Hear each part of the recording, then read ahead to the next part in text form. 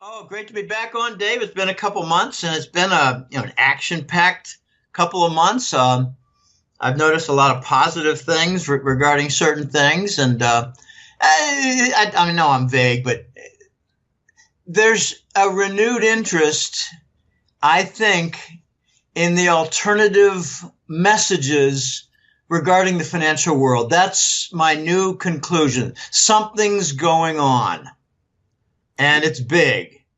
Something is happening, and it's big. I think we've got an awakening process in progress. It's very hard to know. Something has happened since June. I'm noticing a lot more activity. I'm noticing more orders. I'm noticing more questions. I'm noticing a lot more emails. I'm noticing clients sending me stuff of high interest. Valuable items more. I think we've got an awakening. And I've always been saying that 90% of the United States of American crowd is pretty lost, either from lack of intelligence, lack of ability to synthesize events and their meaning, lack of ability to do much of anything except, eat, drink, fart, shit, and whatever, base human activity. But for the other 10%, I think we have an awakening. Something's going on. I think they're seeing. One client of mine put it very well, and a colleague had said the same thing. He said, Jim, people are beginning to notice things are not right. That the economy is nowhere near as being described by the government officials. They're talking about full employment now because the state unemployment insurance figures are so low. The jobless rate is not unemployment anymore. The jobless rate is percentage of people collecting state unemployment insurance. And, we got people on the news networks talking about unemployment rates never been lower. These are great times. But everybody knows somebody who's recently unemployed. Everybody knows somebody who's part of a company that just folded. The dissonance between what they're seeing and what they're hearing has never been worse. And I call it very simply Reich economics. Not R-I-G-H-T. R-E-I-C-H, as in Fourth Reich. Because I think our country has been taken over. It got taken over at 9/11. Got taken over legally with Patriot Act. You can go on and on about all the different creeping steps of the fascist state. Now we've got controlled news, censoring of alternate, networks. It's really bad. You got complaints from people with, video shows as their business and income streams dependent on them. Some of whom have had me on their shows. It's ad revenue. It's search engines removing certain alternative avenues and channels and features. I have a couple smart clients saying, Jim, you're not getting as many orders for the Hetrick letter as you used to because you're not appearing anywhere near the top for gold and currency financial analysis. I said, well, that may be, but can't stop the flow of the internet for interviews. And they say, well, actually, the searches for them are down too. And the income stream for the shows is down for your hosts. So the movement is pretty broad. And I've got some unenlightened people at times telling me, I've noticed that there's censoring of certain things. And I say, well, what got censored? And they said, well, there was some historical thing that I was trying to read about Russia. So why were you reading about Russia? And the person, this is an unenlightened person, a general dull bulb. And he said to me, I don't know, there's just so much crap going on in the news about the Russian dossier and the Trump connection to Russia. Putin meeting with Trump. I just thought I'd read a little bit about Russia, and I noticed some things that were censored and not available anymore. Things that friends of mine had said, you got to read this. If it interests you, read this, see this. And they're not there anymore. He said, what's going on, Jim? And I said, well, it's censorship. This is, Reich economics and controlled by a fascist state. Get used to it. It's going to get worse. And they said, what do you mean it's going to get worse? I said, well, like bank transfers. Removal of cash. I've got a family member and friend from many years. And I said, you've got a lot of money, like 6 figures in a bank account. Do you have any idea what your risk is? Oh, Jim, just relax. It's a major bank. I said, major banks have the major derivative exposure. And he said, what's a derivative? I mean, people have all this risk, Dave, and they have no idea what's going on. No, they really don't. And I wanted to go back to the economy for a sec, that you mentioned that you saw something changing, that things are a little different now and people are awakening. Now, do you think that people are starting to realize that the economy that, since 2008, they've been telling us that, we're in a recovery, it's doing fantastic. And now we have the GDP numbers at 4%. And, people are unemployed, retail, a lot of bankruptcies, Toys R Us, Bon-Ton, and many other stores, they're closing down. Do you think now it's hitting the level of the people and we're out of that statistical illusion and people are actually seeing it? And this is why you're seeing the awakening? I think so.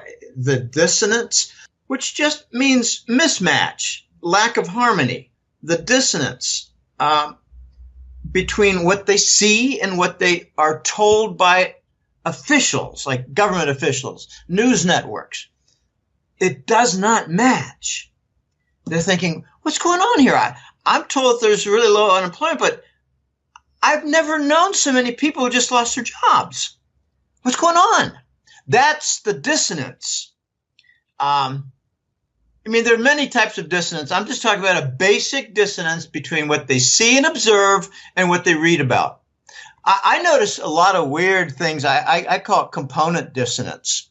We're told that the overall inflation rate is 3%.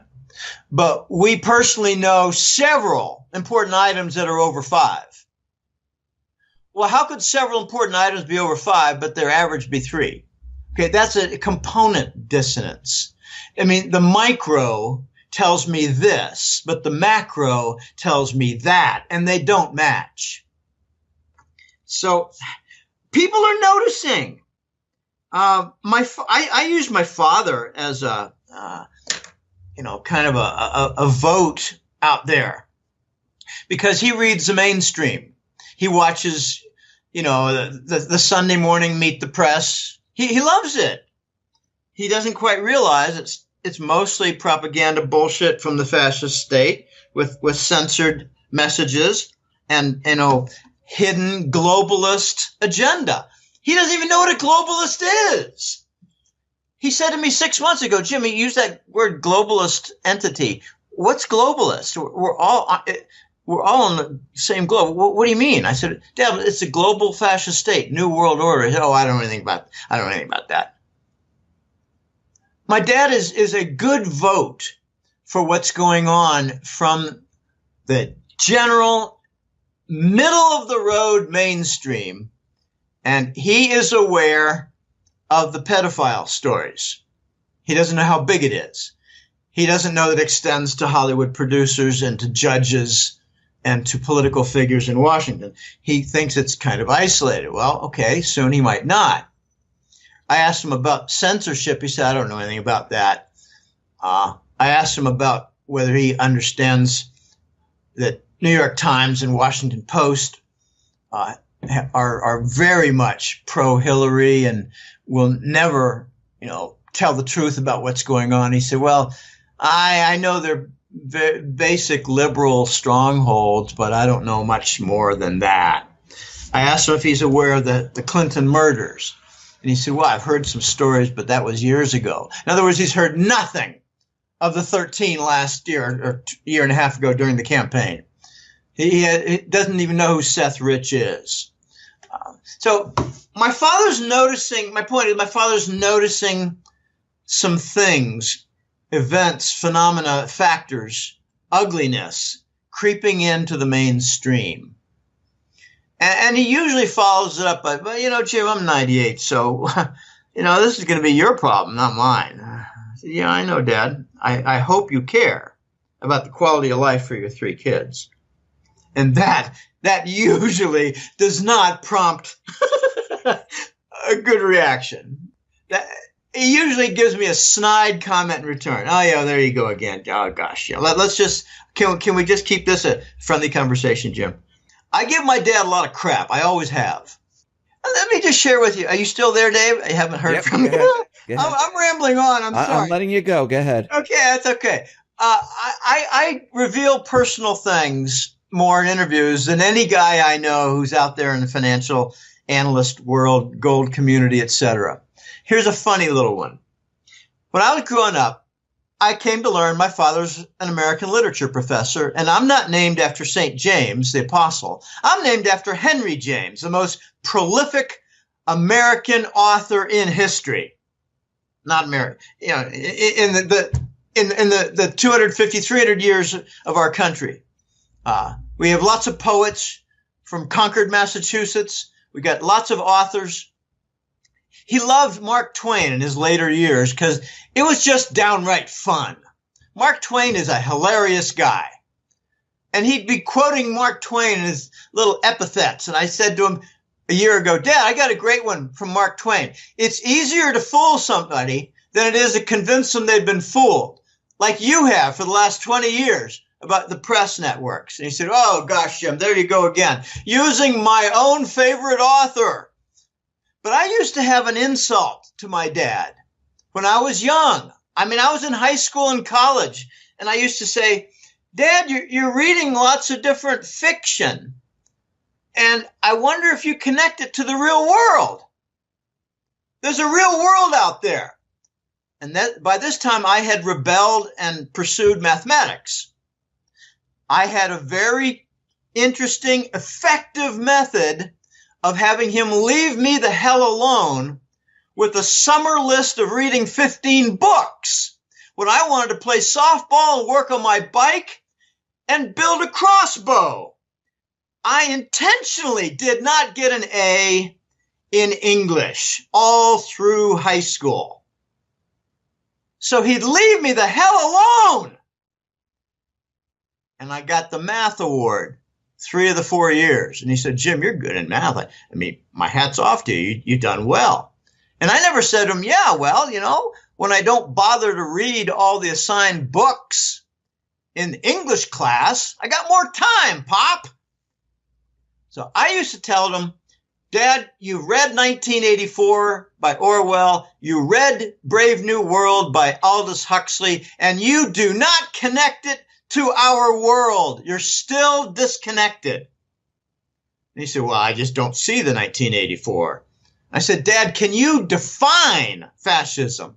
That's what we got. Blank air. Yeah.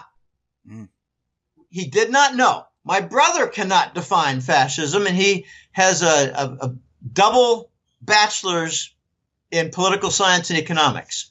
Doesn't know what money is, doesn't know what fascism is. So how's the American educational system doing? He told me, Jim, there wasn't a single gold course offered in our economics curriculum. I said, was there an offering on fascism? And he said, yeah, I didn't take that. I was into other things like, socialist concepts and liberal it just goes on. What the hell did you study in political science, John? You don't even know what fascism is. There was a great quote. I don't think I have it. Oh, yeah, here, it's right in front of my face. I put it up front in my July key quotes for the newsletter. Great quote by Norman Thomas, probably some political type author. Here's the quote. The American people will never knowingly adopt socialism, but under the name of liberalism, they will adopt every fragment of the socialist program until one day America will be a socialist nation without knowing how it happened. Wow. Yeah. So let's bring in some terrorism And let's cut back on the rights. Let's call Occupy Wall Street a terrorist organization. Let's censor the alternative news. And let's make it hard as hell to run through the customs to get into our country, to the point that we lost a Chicago bid for an Olympics site. Okay, there's your creeping fascism. Let's make it illegal to question the voting machines by Diebold. Let's conveniently murder anybody who challenges the Clinton Foundation. I mean, golly, how many? One of my funniest observations is they called it a suicide, but it was 2 shots to the head. I mean, I could see, a nail gun, but, usually a nail gun at 3 meters. Who in his right mind uses a nail gun to commit suicide? Oh, yeah, I couldn't find a knife. I couldn't find a gun. So I went to a construction site and stole a nail gun and shot myself in the head. Yeah, right. Well, there's no powder burns. But when it's 2 shots to the head, Dave, how the second one happen? Oh, I was critically wounded, but not dead. So I shot myself a second time to make sure in the head. Oh, come on. These are suicides. One of the most harrowing reactions I had to the fascist state killings was when a friend of mine from Central America sent me a message a little over a year ago saying that his sister knew one of the Florida holistic doctors who was murdered. And he was among 5 who were going to go to Germany at a conference on invitation to explain their research on the GCMAF enzymes that could be taken as supplements that arrest and reverse cancer. I told my father that story and my voice quivered. He said, "Jim, are you okay?" I said, "Dad, this is close. This is a guy I know who has a sister who knows a doctor who was murdered who was involved in cancer cure. Okay, this is kind of close. Do you feel you're in danger?" "No, Dad, I'm just noticing the deafening, crippling effect emotionally of seeing close up the murders to keep this whole system in place." He does not accept that the medical and pharmaceutical sectors are part of a vicious, malicious monopoly. Here's just a funny little fact, Dave. We're a sick nation. We're an obese nation. We got hypertension. We've got depression. We're the sickest nation on earth in the United States. We're the most heavily medicated. And here's the sickening fact. One of the top 3 reasons for bankruptcy is medical costs. And I know someone right now who's suffering severe medical costs right now. But it's not because of, getting vaccinated and all this. No. Medical costs. One of my fears is medical costs. When I started getting this bronchitis without end in May of last year, I thought, oh my gosh, could this be the end of my unbelievably good health? Well, I'm happy to say that I had an infection, a strange infection a month ago. I did not like to take the antibiotics, but I did. And I took a stronger one because it didn't work for a very nasty rash.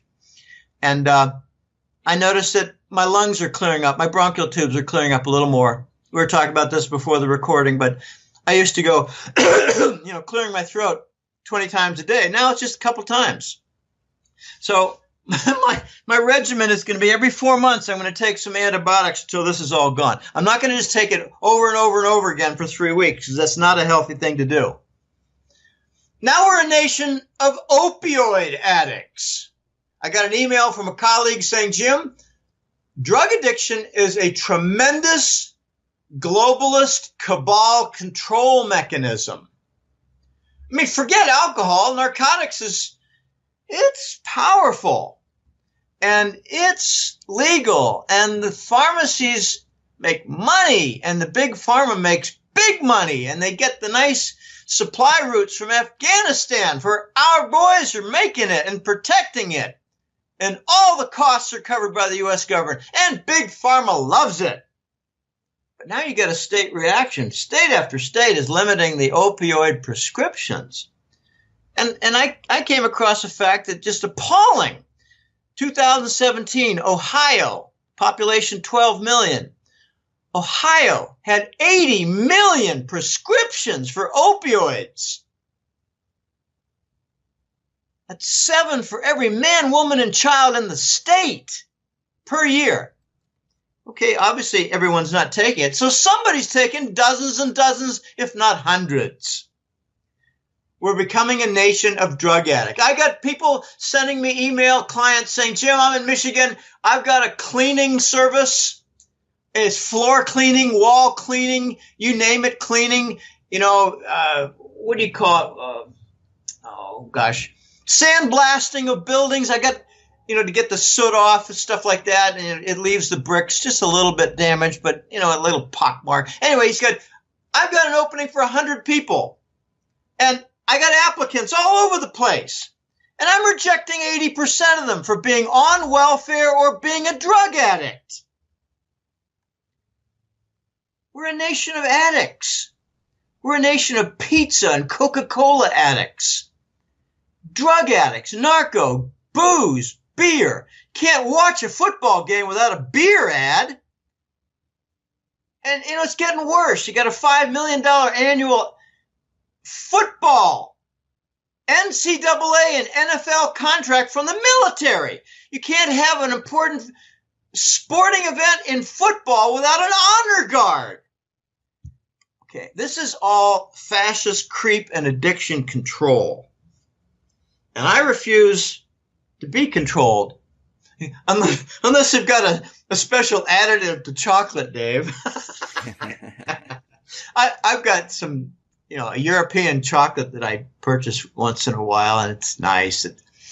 Sometimes it's the dark chocolate, and sometimes I get the milk chocolate, and it's got little nuggets. I just love my chocolate. What can I say? And I'm not overweight. Until I get overweight, I'll still do it.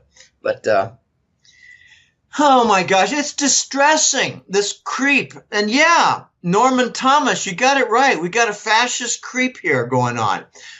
Adopt every fragment of the socialist program. I just had a fellow tell me a few days ago, I think it was another interview host, he said, I know what it was. It was Gerald Celente. He was on Greg Hunter's show. And Celente was saying, we've got a new phenomenon going on in the entire news network system. And it's that there's very little news anymore. There's very little in the way of cub reporters digging out new stories to make a name or pursue the Pulitzer. You've got the New York Daily Post laying off half of its reporters. You've got the Wall Street Journal, 30% less content. And in the content, a lot more photos. In other words, less words. And what it's becoming is the news networks are publishing the standard watered-down fascist Reich messages. Again, R-E-I-C-H, not right versus left. The Reich system messages. The news is being controlled. We don't care about a story about the Midwest and a family that helped a bunch of orphans. We don't care about them. Many of those orphans are going to end up in Clinton's sex rings with unmarked graves after they're done with them. Okay? We don't have stories anymore. We have the official propaganda bullshit. So, Celente said, you could take a look at Toledo, and I think he said Omaha, and their news reporting system is all reduced. They take the AP Newswire. And what he didn't say was it's all Langley approved. So, we're well along in the Reich economic system where everything is pretty well broken and dependent on handouts and hyperinflation money, I'm talking about QE and the Fed's monetary program. I asked my dad several months ago, Dad, you know the Federal Reserve is covering our national debt. We're financing it with bonds that are purchased by the Fed. He said, yeah, I know a little about that, Jim. I don't know much. I said, in other words, Dad, we don't have bond investors much. And there's something that you don't know about, and that's the Department of Treasury have derivatives coming out of machinery that we're purchasing bonds to cover our debt from computer machineries with fancy algorithms that work off differentials and produce fake demand. I said, Dad, there are very few buyers at our auctions. They're mostly computers. He said, well, that's not good, is it? No, Dad, it's not good. And how do you think it's going to affect your entire estate? Well, I'm not going to worry about that. We're becoming a nation of dummies. Economic finance dummies, Dave. Hey, Jim, you're talking about bonds right now. Have you heard about the Treasury expanding the bond market to get more buyers? How do you mean expand the bond market? It looks like they're going to allow more and more individuals buy the Treasury bonds. Oh, expand the auction? Yes. Open the doors for more individual buyers? Yes, because the economy is so strong right now. That's what they're saying. Okay, so in other words, people that I know who have good savings can go down to their bank and buy a bond that's wrapped up in some kind of a CD. Yeah. Well, to me, that means they're going to create certain instruments at banks that are certificates of deposit, the CDs. And they're going to open up the pension system. This is a topic that was pretty hot about 3 years ago. Will there be forced purchase of Treasury bonds by pension funds? Think of the managed corporate pension, like at IBM. Are they going to be forced into buying Treasury bonds? And we got the term specialized Treasury bond. Okay, well, what was that? Well, this is 2 or 3 years ago. Well, it was a special bond that pension funds could buy that would be connected to the U.S. Treasury bond system. In other words, outside the auction network, outside the big bank bond issuance with their ridiculous fees. Well, now they have to worry about blockchain moving into their ground and eliminating them through disintermediation, which is a favorite topic of one of my jackass colleagues, Sky Crane. He said, that's going to happen, Jim. All right, so now we apparently are going to see some bigger, wider connection through the CD sector, certificates of deposit. They call them plazos here, placements in Latin America. And the local CDs pay twice the interest of the United States because they're more legitimate. You take a look at the U.S. dollar plazos and various banks here. They pay 3% for 12 months, but the local ones pay 7% for 12 months. Okay, I think what they're doing here, Dave, is they're making the early connection for pensions and individuals for buying the specialized Treasury bonds. This looks like an initial step. I wouldn't be at all surprised in a few months if they talk about the specialized Treasury bonds that are going to be offered with encouragement to the pension funds, and watch Vanguard gobble it up. Vanguard is the cabal, mutual fund and pension center. It'll be interesting to watch, the second tier of companies, whether they follow the leader or whether they're coerced in some way. I don't have a lot of details on this, but I will keep my eyes open. So, the bond market is expanding. I have been watching and looking for damage. Now that you mentioned bond expansion, I'm watching for primary dealers turning up dead. I don't mean physically dead. I mean their business is ruined and they cannot manage their offices anymore with the role as a primary dealer for Treasury bonds in that special role with the Department of Treasury. I haven't seen much damage there. I saw damage a couple of years ago, 3 years ago. Some big bank backed out, said we're not going to be a bond dealer anymore. And I'm wondering, okay, how much damage did they suffer? What type of damage did they have? Did they lose money? And the damage comes like this. The primary dealer would be forced to accept and swallow a certain amount of allocated bonds at an auction, like 5% of them. But if he couldn't find buyers as the intermediary, bond investors, then he'd have to hold them against his will and tie up his money and get messed up in his business. Okay, there was some damage in 2014 and 15. But I think we're not seeing the primary bond dealer damage for a very simple reason, and that is the Fed is buying everything in sight with help from their minions in Wall Street. By the way, if you've got a Chase bank card, don't use it to sign up for the hat trick letter. JP Morgan Chase. The Chase card does not work in making a new subscription for the hat trick letter. I got a dozen or more examples of clients writing me. I tried to sign up, I couldn't.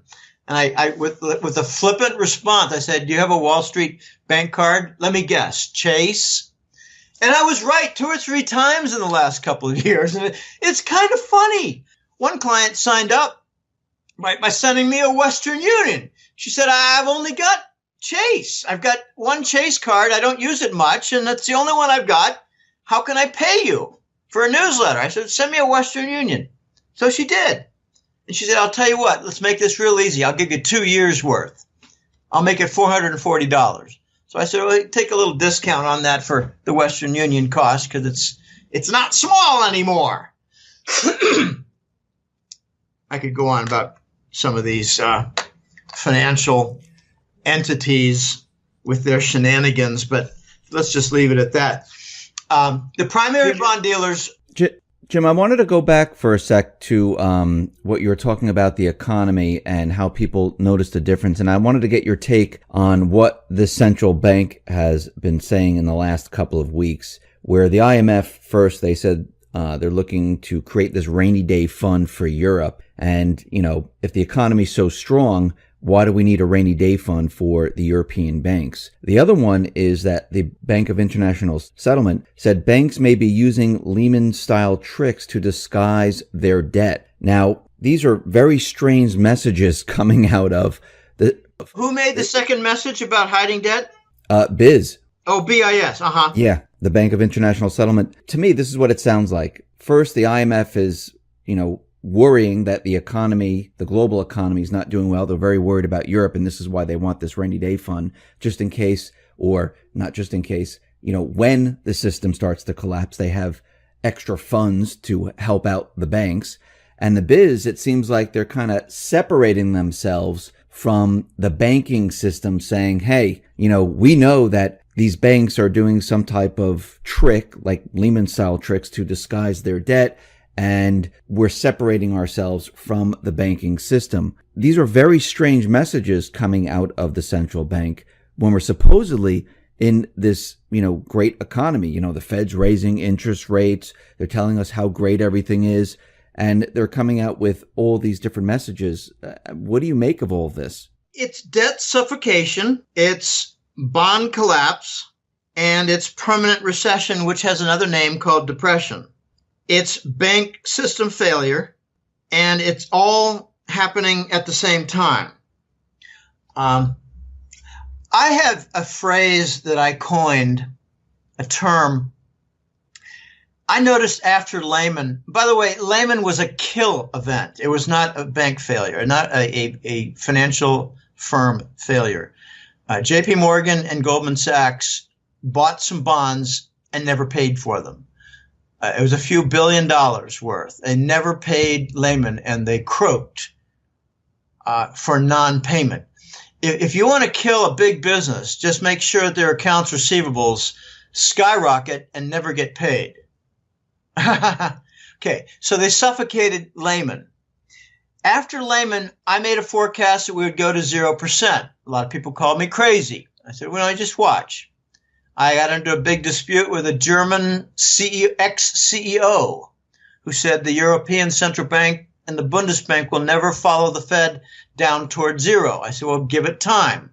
I had to be very tactful because I'm talking to an ex-CEO. He later agreed, okay, Jimmy, you got that right. I didn't expect that. I said, well, my reasoning was sound.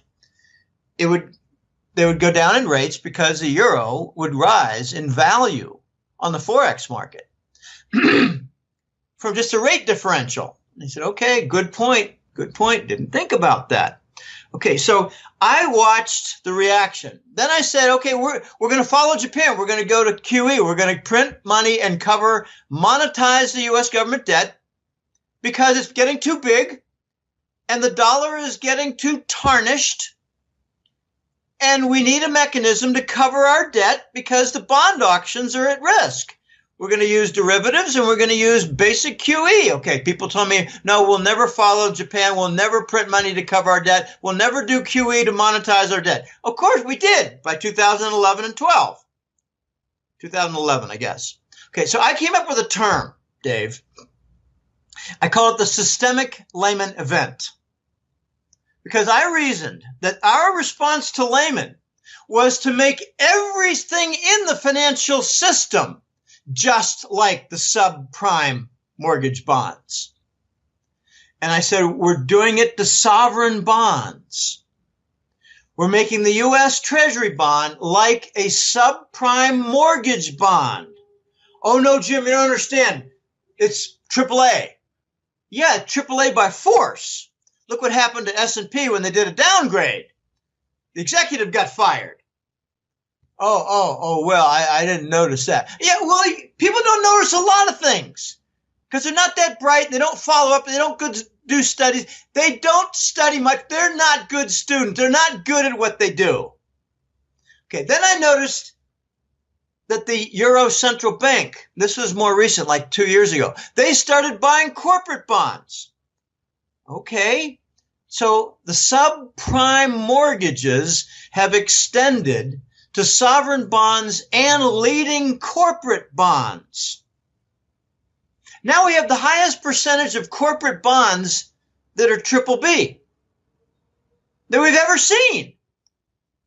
Okay, we've turned corporate bonds into junk bonds or the margin of junk bonds by virtue of extending QE. Then they extended QE to cover the crude oil market because the big Wall Street banks had huge exposure to the shale sector. And they let the word out. We need $70 oil to cover our big credit portfolio in the energy sector. And then we start seeing the Fed covering the stock market with S&P purchases. Okay, so we've turned the stock market into subprime financial entity because their earnings don't justify their prices. The corporate bonds have such low yields on their offerings that they don't match the conditions for their profitability. And furthermore, the big companies are abusing their bond issuance by doing stock buybacks with it. So the abuse to make subprime the bonds and subprime their stocks is becoming internalized. And then you got all the repatriated money that Trump tried to encourage to come back home. He urged it not to go into executive packages and stock buybacks. But he didn't stop it, so it did that. More subprime features to our stocks and bonds. Okay, my point is, in response to your question about rainy day fund and concealing debt, IMF and Bank for International Settlement, BIS, my response is they're noticing the entire subprime financial sectors, multiple sectors, with debt suffocation You take a look at the corporate debt as a relation to their sales. Never been higher. Bond collapses. Just take a look at junk bonds that are failing. Never bigger. Take a look at the recession. Okay, I really like John Williams and his shadow government statistic. I really like their work. I mean, it's a man after my own heart. Doing pure statistics, gathering, and publishing. I like to do the analysis, so I didn't do what he did. But I've always honored his work. I've always shared his work. I've always used his work and put it out front. And he's got a pair of consumer price index graphs from last month, or I think it was June. And it was the 1980 method of CPI calculation, which shows that the United States is now dealing with 10% price inflation. And it was like 8.5% last year, or 9%. That's the 1980 formula. But if you look at the 1990 formula, it's only 6%, whereas last year it was 5.5%. Okay, I like going back farther because it was done more honestly back then. This is pre-Clinton. Clinton was the beginning of data corruption with the economy. Robert Rubin had his big hand in there. Robert Rubin was a designer of the new reformed consumer price index. I don't want to get into all the different features like geometric mean and substitution and all kinds of things. Don't want to get into all that. Just want to get into what the 1980 figure is of 10%. If we claim that there's 3% inflation and it's really 10, then you need to subtract 7% off what they claim to be the adjusted economic growth, the GDP. They say we got 2% growth. Subtract 7. And you get -4 or -5. Every single year since Lehman, it's -4 or -5 or -3.5. By reducing by the accurate count for price inflation. Our growth is mostly price inflation. What we claim as growth is mostly price inflation. We've got 12 consecutive years of vicious recession on the order of -3 to -5% every year. Chapwood did an independent consumer price index calculation having nothing to do with the methods used by John Williams at Shadow Government Stats. Chapwood took 50 American cities and a basket of 500 items. And he concluded 2 years ago, he called it the Chapwood CPI index. He concluded that the big cities have 10 to 12% inflation, and the rest of the country with the minor cities has about 8% price inflation. And he concluded that in the last 20 years, our economy has shrunk by 22%. Okay, these are independent, high-quality statistical methods being used. I'm sure stratified random sampling being used, very accurate stuff, advanced stuff. And now the IMF and BIS is starting to see the effects on debt suffocation, bond collapse, economic recession, and bank system failures like what we're seeing in Italy with bank runs. Okay, you can't conceal debt for very long because you need to service it. It's like, it's like pus that comes up above your skin surface and you got a big fat boil in the middle of your forehead. That's what debt suffocation ends up eventually. Bond collapse, you just can't hide for too often. You can have the Fed and you can have the Euro Central Bank buying up corporate bonds. But what they're not going to buy is the second tier of corporate bonds. So they're going to start to slip into B territory, junk bond territory, non-investment grade. You can hide your economic recession for a while until everybody and his stinking brother knows somebody who was just laid off or a business failed. And they go down to the mall and they see that a third of the stores are boarded up. And some of the other ones are now offices that used to be stores. So the great consumption economy of the United States in the 2000 decade led to ruin. You do not consume yourself to prosperity. You build to prosperity with value added. And we have lost that because we shipped out our industry. I remember in 84, I tell this all the time, Intel sent their chip fabrication plants to the Pacific Rim. 4 or 5 of us sat around in our office at Digital Equipment reading a Wall Street Journal. And I said, give this 20 years, guys, and we're going to have big problems from lost legitimate income. We're going to be depending on debt and who knows what else. And someone chimed in, well, maybe asset bubbles, Jim, like the stock market. If it goes up, people can sell their mutual fund and continue their standard of living. Right. Okay. So asset bubbles and debt dependence. That's what we bought. That's what we got. That is the result of shipping out our legitimate income from industry. We need to bring it back. And Trump vowed to do that in his campaign. And he's so embroiled with the nonsense from the fascist state news networks and political dogs that he can't do his agenda. And I think he also has some problems with,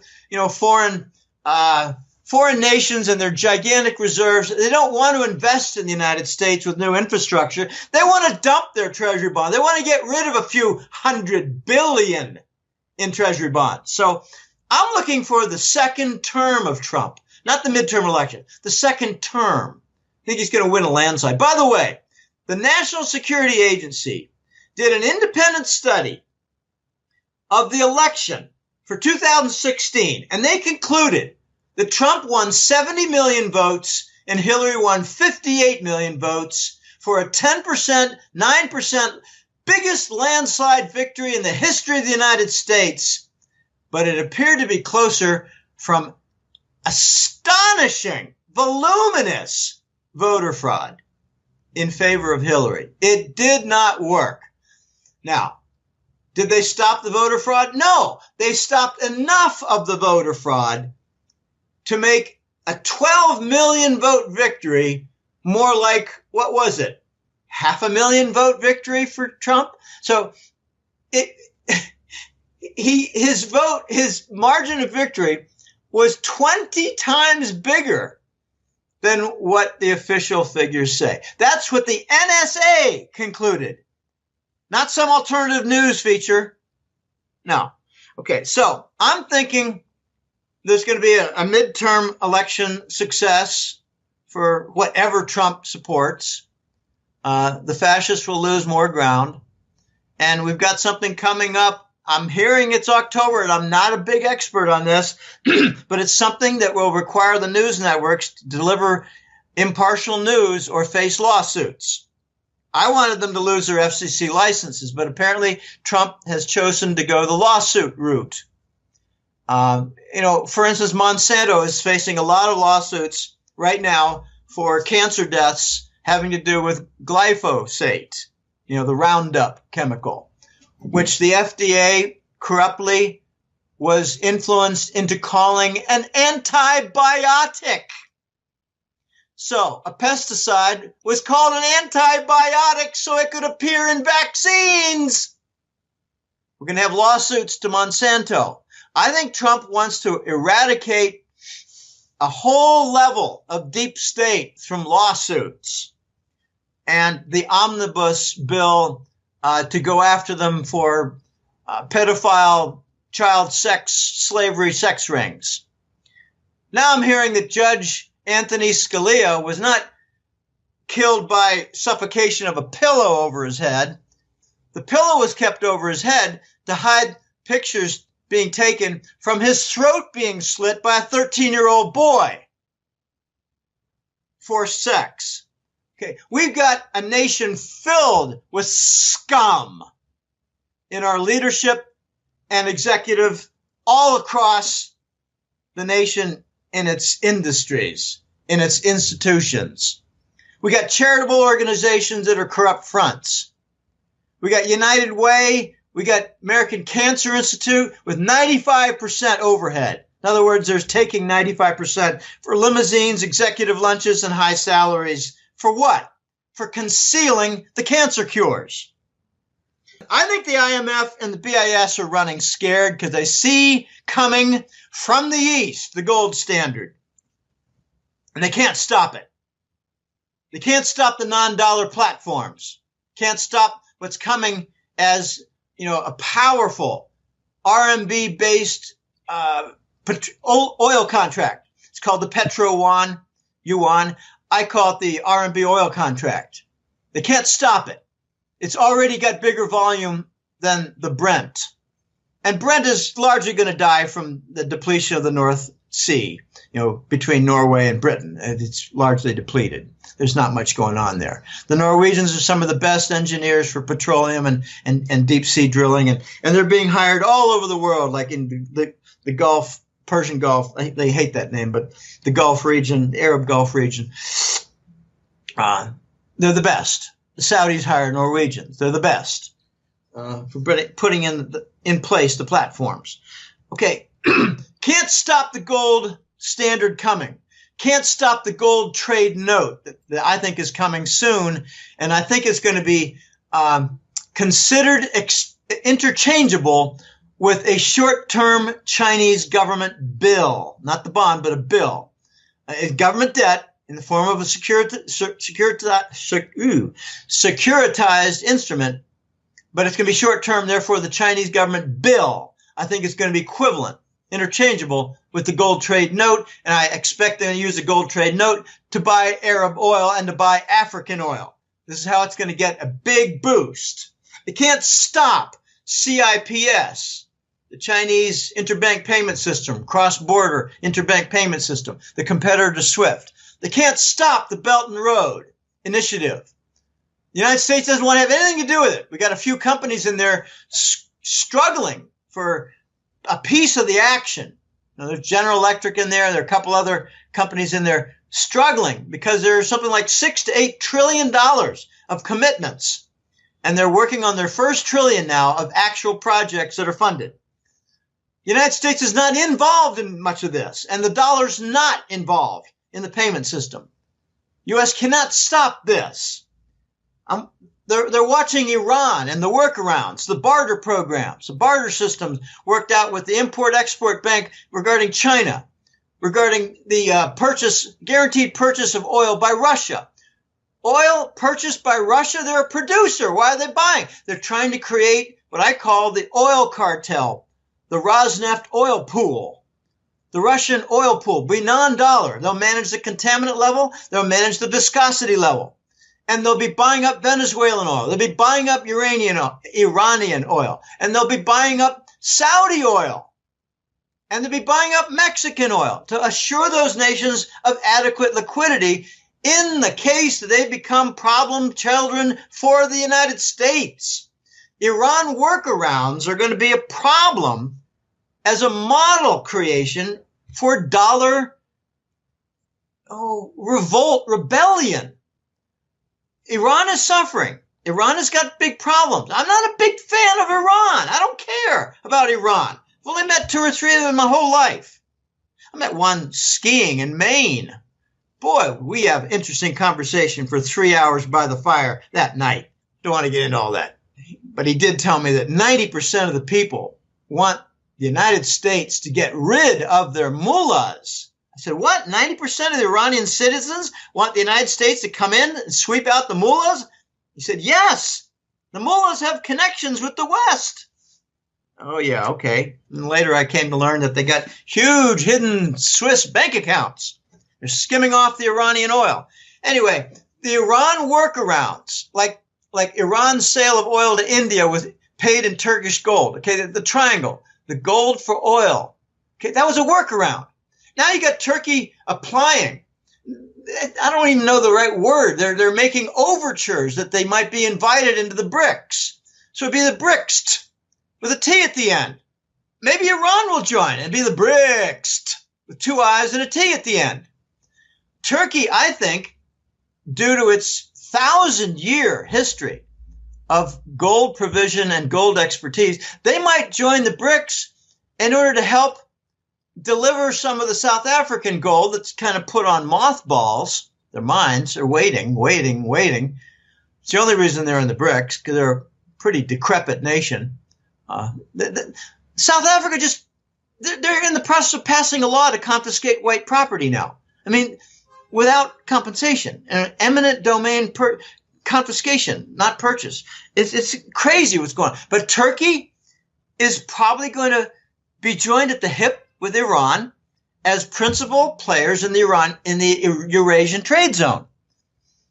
They call it the Eurasian Economic Union, but I don't like another EU. We've got already 2 EUs, and I think maybe Eurasian Trade Zone might be a better name to just get the economy in formation for the Belt and Road and all its hundreds of billion-dollar projects. BIS and IMF are running scared. IMF is an empty office, Dave.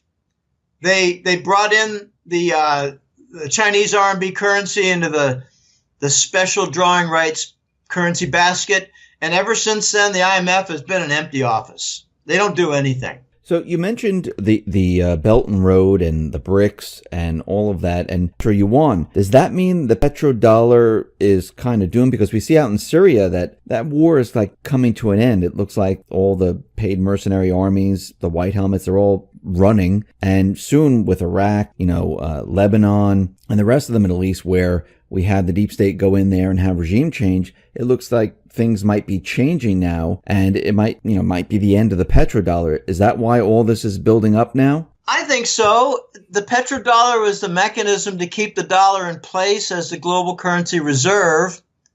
Now, in the last 40 years, the proportion of oil sales in commercial trade is down by a half. So it's not going to be necessarily oil that is critical as a new foundation for the gold standard, but it is something that will displace the dollar's foundation. What I mean by that is the dollar used to be dependent on oil. The gold standard will be less dependent on oil, but usage of gold payment to pay for oil will be critical in deposing the dollar. So look for the gold trade note to be important payment system for, say, the Saudis, UAE, Kuwait, and Iraq. Okay, and maybe Iran. Iran could really get a boost from using gold payments like in a gold trade note for Chinese purchases. Okay, but you mentioned Syria.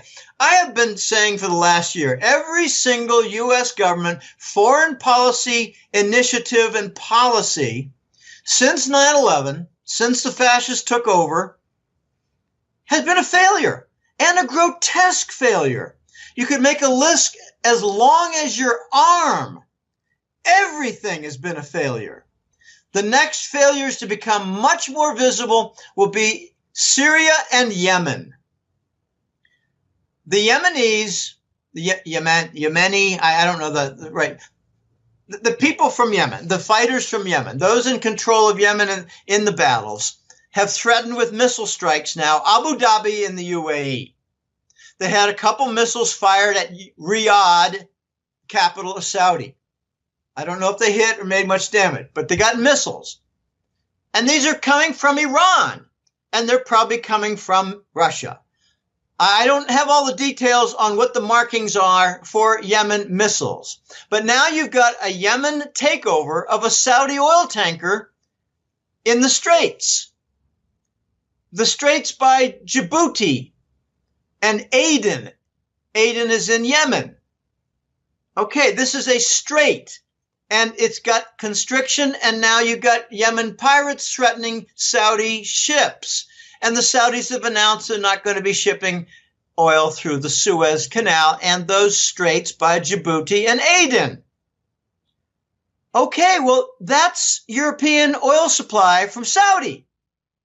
And what Saudi does, I don't know if, say, UAE shipments are going to get the same treatment.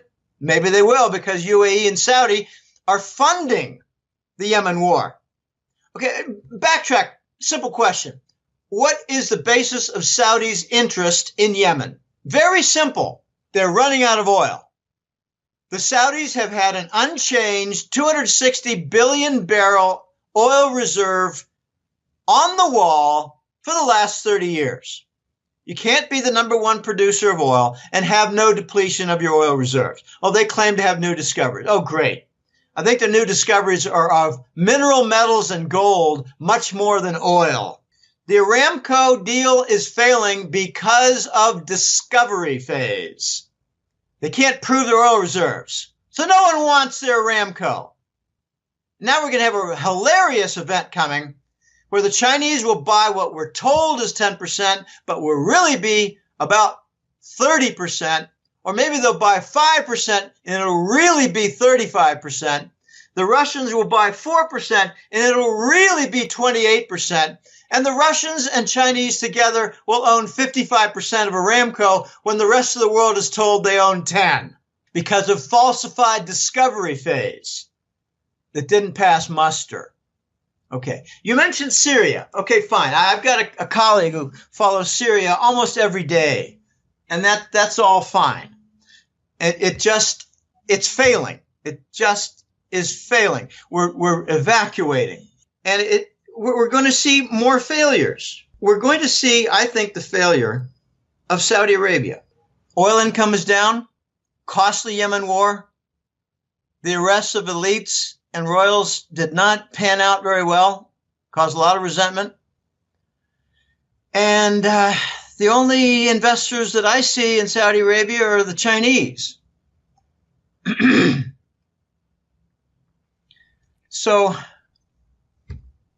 I think a critical country right now is Saudi Arabia.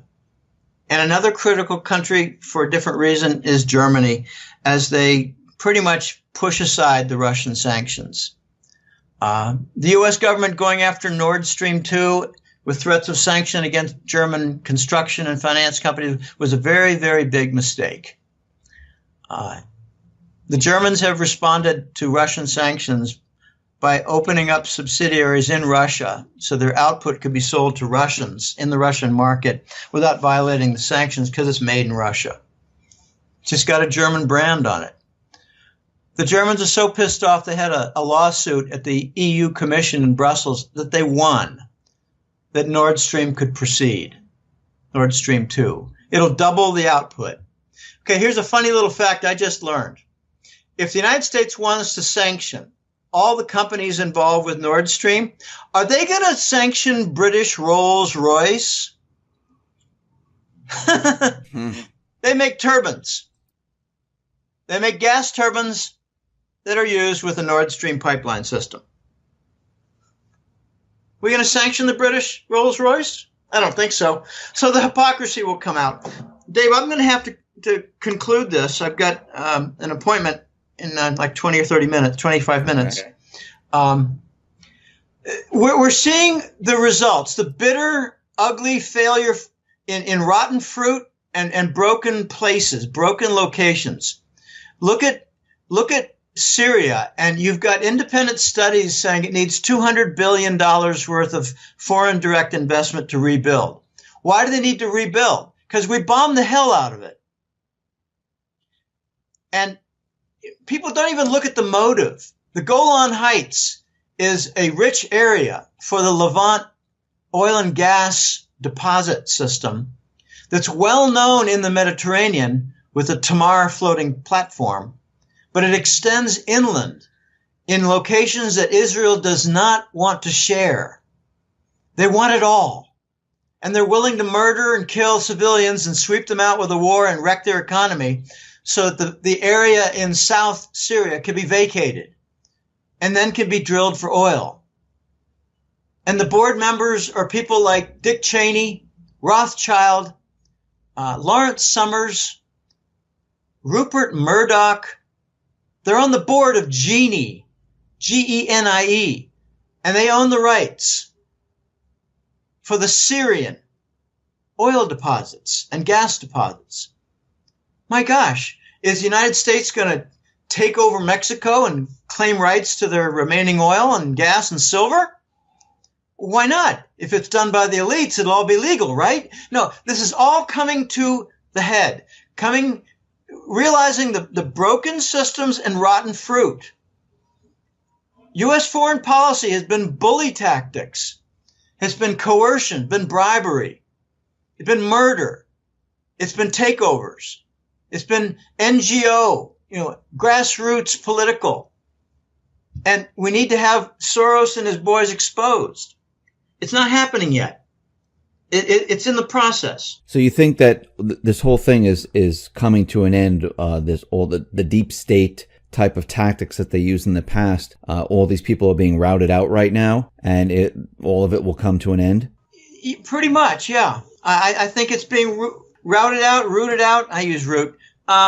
It's going to require hundreds of people to be exposed, and it started with Lady Bronfman. And I got some Canadian clients who say there's a chain, a large chain of retail.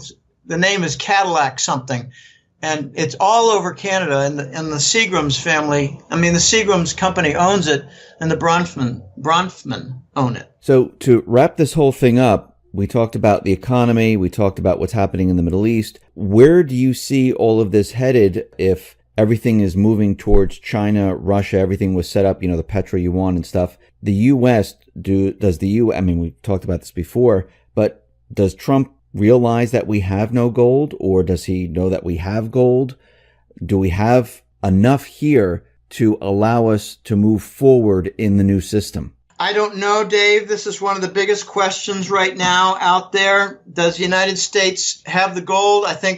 I'm told that there was a special commission done in the first few months of his office in 2017, and he came to the ugly realization that Fort Knox gold was all stolen by Bush and Clinton. And his mission after that was to recover it, and I'm told by certain corners that there was a large degree of success.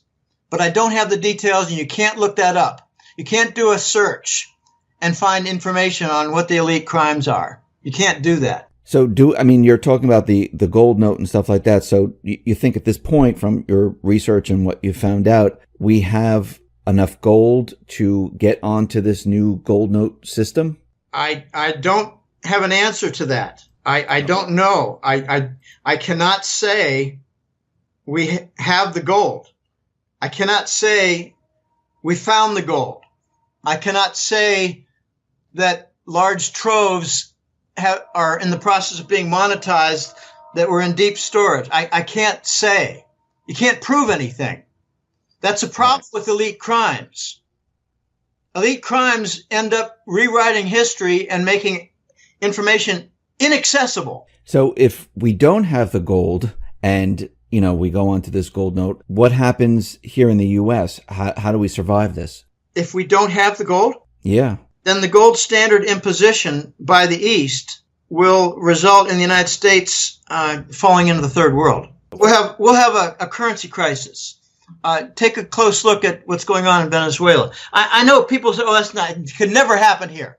Well, what if we print money to cover all the debts, and the rest of the world is gradually turning to gold and gold payment systems and gold platforms, and we're sanctioning country after country after country after country after country, and then we finally sanction most of Europe, and they don't accept the dollar, and they don't operate on the dollar. What do? We have our own currency, and we support our debt with printing, monetizing our debt, and our currency loses value very, very rapidly. So we must source the gold. We must source it by our own ownership or by lease. And no one wants to lease it because we always steal it. That is the conclusion to end this by, Dave.